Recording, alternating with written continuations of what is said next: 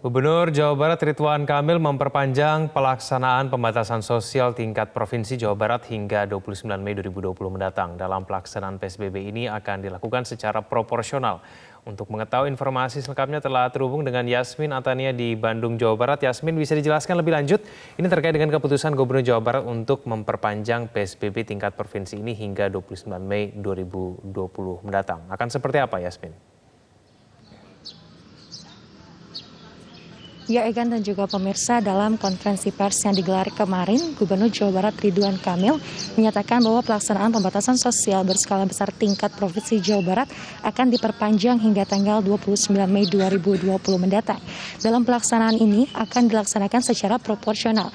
Artinya setiap daerah ini diberikan kewenangan untuk mengatur persentase pergerakan masyarakat saat pelaksanaan PSBB ini berlangsung. Dan terkait hasil evaluasi pelaksanaan PSBB ini, memperlihatkan tren penularan COVID-19 menurun. Hal itu terlihat dari rata-rata penambahan kasus perharinya dari 40 kasus per hari pada akhir April 2020 lalu turun menjadi 21 kasus per hari setelah PSBB Provinsi Jawa Barat ini diterapkan. Tingkat rata-rata kematian di Jawa Barat akibat COVID-19 pun menurun dari 7 jiwa menjadi 4 jiwa per harinya. Sementara tingkat kesembuhan mencapai 2 kali lipat. Dan kemudian jumlah pasien yang dirawat di rumah sakit mengalami penurunan dari sekitar 430 pasien menurun menjadi sekitar 270 pasien. Ridwan Kamil juga melaporkan berdasarkan hasil kajian ilmiah, ada 3 daerah yang berada di level 4 atau zona merah, yakni Kabupaten Bekasi, Kota Bekasi, dan juga Kota Cimahi.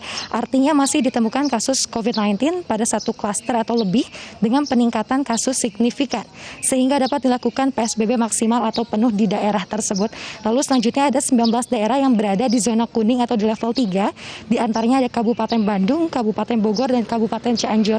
Artinya ditemukan kasus COVID-19 pada klaster tunggal, sehingga bisa diterapkan PSBB parsial di daerah tersebut. Lalu ada 5 daerah lainnya lagi, yakni Kabupaten Garut, Pangandaran, Sumedang, Bandung Barat, dan Kota Sukabumi berada di zona biru atau ditemukan kasus secara sporadis, baik lokal maupun kasus impor, maka perlu diterapkan physical distancing. Egan. Ya, Yasmin, dengan PSBB yang diperpanjang di Jawa Barat akan seperti apa penjagaan di tiap-tiap checkpoint di Jawa Barat menjelang Hari Raya Idul Fitri? Ya, Egan dan juga pemirsa, TNI beserta kepolisian akan terus meningkatkan penjagaan secara lebih ketat lagi selama masa pelaksanaan pembatasan sosial berskala besar ini dilanjutkan hingga tanggal 29 Mei nanti di setiap checkpointnya. Bila dalam pelaksanaan PSBB sebelumnya, penjagaan di checkpoint ini dimulai dari siang hingga sore hari, untuk penjagaan menjelang Hari Raya Idul Fitri ini akan diperpanjang hingga malam hari. Berdasarkan keterangan dari Pangdam 3 Siliwangi, Maijen TNI Nugroho Budi Wiryanto, nantinya penjagaan di tiap checkpoint akan dibagi menjadi 3 shift. Langkah tersebut dilakukan tentunya untuk meningkatkan penjagaan dan mencegah orang untuk tidak mudik atau berkegiatan yang kurang penting, sehingga keadaan tetap bisa terkendali dan tidak terjadinya penambahan kasus positif COVID-19 di Jawa Barat. Dan berikut ada kutipan pernyataan dari Pangdam 3 Siliwangi, Maijen TNI Nugroho Budi Wiryanto terkait penjagaan di tiap checkpoint di Jawa Barat. Kita akan melaksanakan penguatan di tiap-tiap checkpoint. Kalau kemarin kita melaksanakan siang sampai sore, nah ini kita sampai malam nanti. Sampai malam kita tingkatkan.